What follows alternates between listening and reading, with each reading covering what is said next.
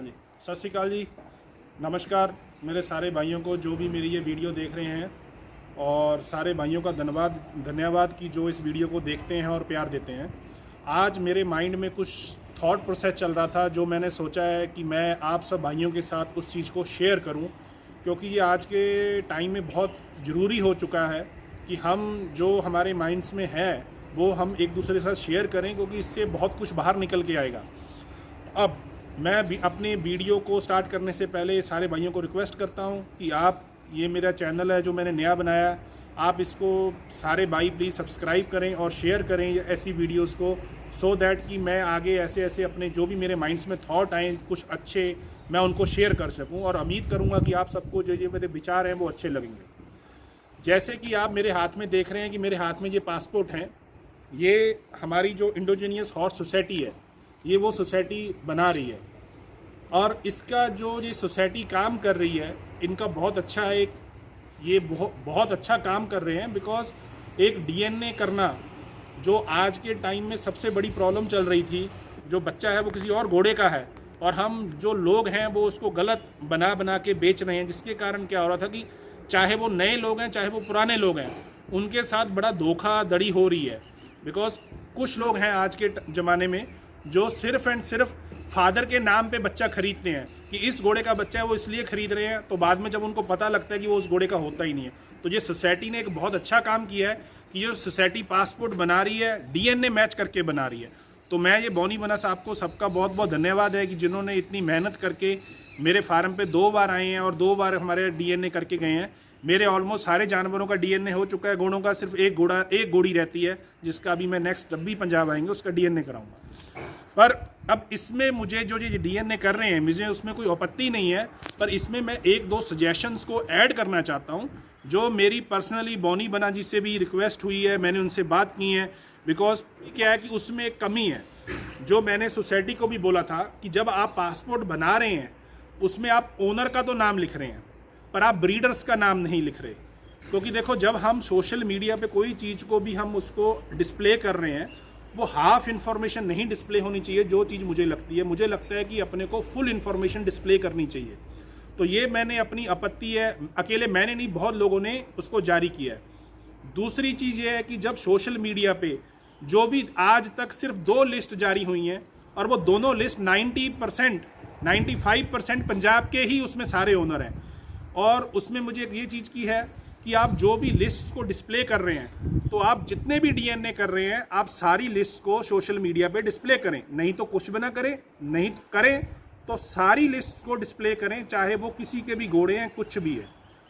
और अब थर्ड चीज़ सर ऐसा है कि देखिए अब क्या हो रहा है कि जैसे अब मेरे को भी, अब मेरी एक रिसेंटली एक घोड़ी का डीएनए फेल हुआ है, पर वो मेरी घोड़ी एक्सपायर हो चुकी है। उसकी डीएनए रिपोर्ट आने से पहले वो मेरी घोड़ी अलवक्स से, आरपी गिल जी के पास जो अलवक्स है उससे प्रेग्नेंट थी 10 महीने की, पर वो घोड़ी हमारे पास नहीं रही, वो एक्सपायर हो गई। तो इसलिए मैं उसका ज़्यादा मुद्दा नहीं उठा रहा कि वो कहाँ पे ब्रीड हुई थी या क्या हुआ था, और मैं ऐसे किसी का नाम भी लेना नहीं चाहता। बिकॉज जो कुछ हो गया सो हो गया, उसको अपन भूल जाएं।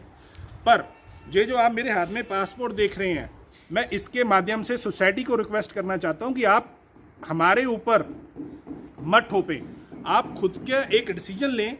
आपको ऐसा क्यों लग रहा है कि जसप्रीत मुझे नाम बताएगा तो फिर हम जसप्रीत को बोलेंगे कि जसप्रीत उस नाम को पब्लिकली डिस्प्ले करे, सो दैट कि जसप्रीत लोगों से लड़ाई करे। मैं अपना नाम इसलिए ले रहा हूँ क्योंकि अभी रिसेंटली ये हुआ है कि लोग हमारे को फ़ोन कर करके बोल रहे हैं कि भाई आपकी घोड़ी का डीएनए फेल हुआ, आपने जिससे घोड़ी लिया आप उसका नाम फेसबुक पे डालो, ये करो वो करो। तो मैं इन चीज़ों को बोलता हूँ कि ये एक बहुत ऐसे मुद्दे हैं कि हम घोड़ों के प्रति आगे बढ़ने के प्रति हम एक दूसरे के प्रति नफरत पैदा कर लेंगे। पर अब मैं आपसे इस चीज़ के ऊपर एक और बात करना चाहता हूँ। जैसे आप मेरे हाथ में पासपोर्ट देख रहे हैं, अभी देखिए जी, ये एक मेरा पासपोर्ट है। ये मानिए कि मेरी एक रूबी घोड़ी है, इसका ये पासपोर्ट था जो मैंने इसका डीएनए करवाया है। अब मुझे इस घोड़ी का फादर पता है कि इसका फादर कौन है, पर तब भी ये घोड़ी मेरी अननोन रजिस्टर्ड हुई है। ठीक है जी, जो पेडिग्री है वो अननोन रजिस्टर्ड हुई है, बिकॉज इसके फादर का डीएनए नहीं रजिस्टर्ड हुआ। तो इसकी वजह से चलो माना कि foaled at and breeder set option खाली निकल गया। ठीक है, तो इसके मतलब ये तो हमने अननोन रजिस्टर्ड कराई है, पर मेरे को फादर पता है इसका कौन है। जब भी इसके फादर का डीएनए होगा तो हम इसको मैच कराएंगे फिर।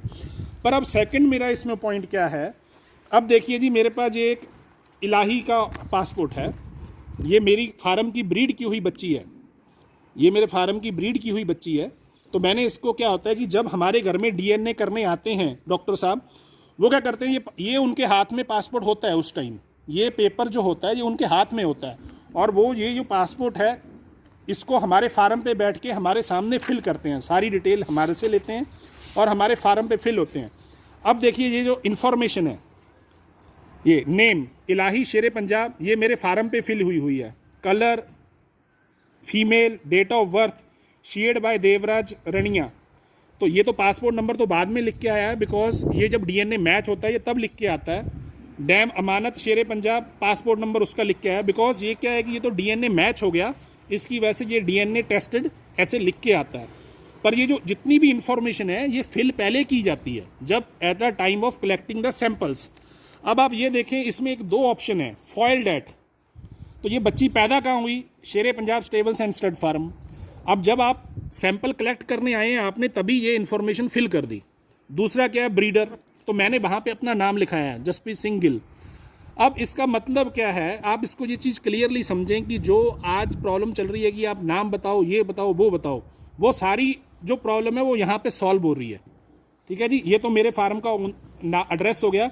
जो भी ओनर जो डीएनए कराता है, यहाँ पे तो ओनर वो है जिसने डीएनए के लिए अप्लाई किया, यहाँ पे उसका नाम आता है। पर ये जो मेरे हिसाब से ये 2 कॉलम बड़े ज़रूरी हैं, जिसको 90% जो हमारी सोसाइटी है वो खाली छोड़ रही है। 99% पासपोर्ट्स में ये जो ऑप्शंस हैं ये खाली हैं। अब आप इस पासपोर्ट की खासियत समझें कि जब at a time of sampling आपने ये 2 चीज़ भर दी, ब्रीड एट शेरे पंजाब, ब्रीडर एट शेरे पंजाब। अब सपोज करो अगर इस बच्ची का डीएनए नहीं मैच होता, अगर इस बच्ची का डीएनए नहीं मैच होता तो आपको किसी के कंधे के ऊपर रख के बंदूक चलाने की जरूरत नहीं है, बिकॉज आपके पास ऑलरेडी डिटेल्ड है ब्रीडर कौन है, जसप्रीत सिंह। अगर इसका डीएनए नहीं मैच हुआ, ओनर का गलती नहीं है, तो हर लोग को समझाएगा कि भाई जसप्रीत सिंह का फॉल्ट है, तो आप उसको पब्लिकली डिस्प्ले करो, सारे लोग को उसके बारे में इंफॉर्मेशन मिल जाएगी। तो instead of displaying owners name, तो आप उसमें ब्रीडर्स का नाम भी डिस्प्ले करें। ये एक क्या होगा कि ये हम जो आज एक बहुत बड़ी कंट्रोवर्सी चल पड़ी है डीएनए के नाम पे, और होना चाहिए, मैं इसमें कोई एतराज़ नहीं है, पर आप इस चीज़ को इम्प्रूव करें। ये मेरी बॉनी बना जी से पर्सनली भी बात हुई है और उन्होंने बोला है कि हम इस चीज़ को डिस्कस करेंगे, और डिस्कस करके अगर इस सजेशन में आपका कोई भी बोले कि हमारे जो कमेटी है इसको अप्रूव करती है, तो हम आपके साथ बात करके इसके ऊपर और अच्छी तरह इम्प्लीमेंट करेंगे। पर अब जब उन्होंने पोस्ट को सोशल मीडिया पे डाला है तो फिर हमारा भी फ़र्ज बनता है कि हम भी अब सोशल मीडिया के थ्रू कॉन्टैक्ट्स करें, बिकॉज हमारे को नहीं पता लगता कि हमारी घोड़ी का डीएनए मैच हुआ है कि नहीं हुआ। तो हमें फेसबुक से आजकल अपडेट होता है कि आपकी घोड़ी का डीएनए मैच हुआ है कि नहीं हुआ, फेसबुक बताती है। पर हमने फीस स्लिप किया तो पहले सोसाइटी की तरफ से आज तक मेरे पास कोई भी इंटीमेशन नहीं आया।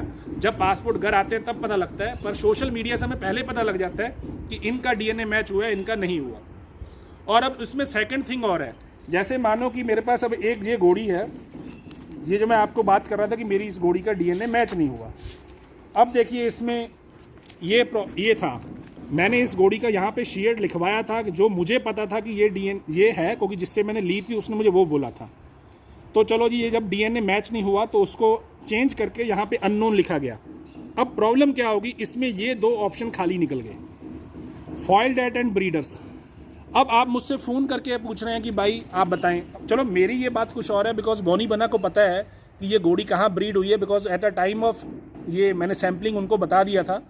तो उन्होंने घोड़े के ओनर को फ़ोन करके पूछा था कि भाई साहब आपका घोड़ा ये रजिस्टर्ड था, तो उन्होंने बोला येस। तो फिर उन्होंने ये लिखा था यहाँ पे कि शेयर्ड बाय दिस टिलन।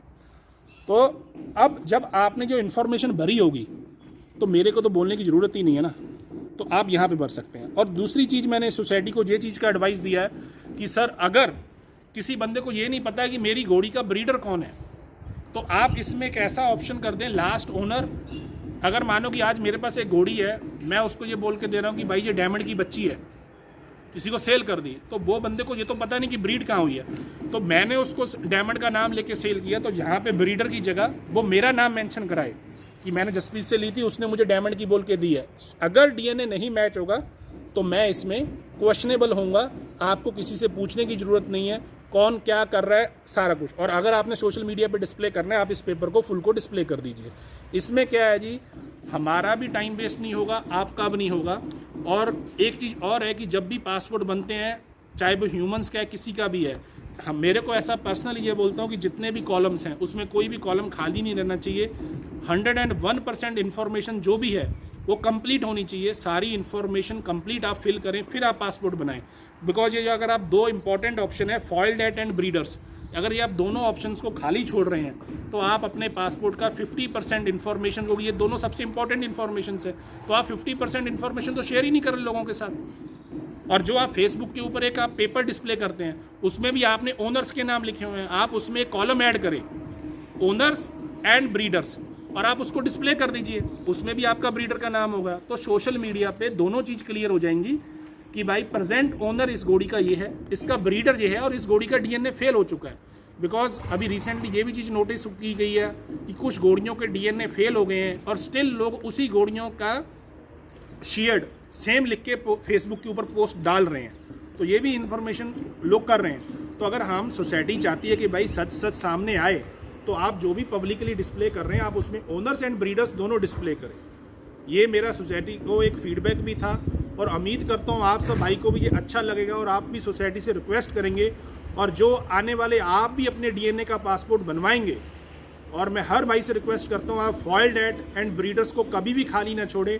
बिकॉज इसमें क्या हो जाएगा कि जिसकी अगर मेरी ब्रीड है उसका डीएनए मैच हुआ है तो लोगों को ये भी पता चलेगा कि इस फार्म का बच्चा था, उन्होंने जो बोल के दिया था उसके डीएनए मैच हुआ है और वो सही थे। अगर नहीं मैच होगा तो लोगों को ये भी पता चलेगा कि इस फार्म के बंदे के ये ब्रीड की थी और वो बंदा झूठा है और वो चोर है। दोनों चीज़ एक ही पेपर पे क्लियर हो जाएंगी, हमें जस्टिफिकेशन देने की ज़रूरत नहीं पड़ेगी। मैं उम्मीद करता हूँ आप सब भाइयों को ये मेरा वीडियो या सजेशन अच्छा लगा होगा। Thank you. और आप फ्यूचर में मुझे एडवाइस भी करते रहे हम कैसे अपने आप को इम्प्रूव कर सकते हैं। सारे भाइयों का धन्यवाद। Thank you.